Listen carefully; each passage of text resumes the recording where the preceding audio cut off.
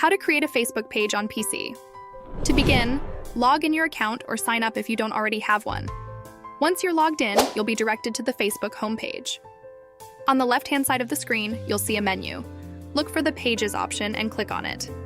On the top left of the Pages section, you'll see a button that says Create New Page. Go ahead and click on it.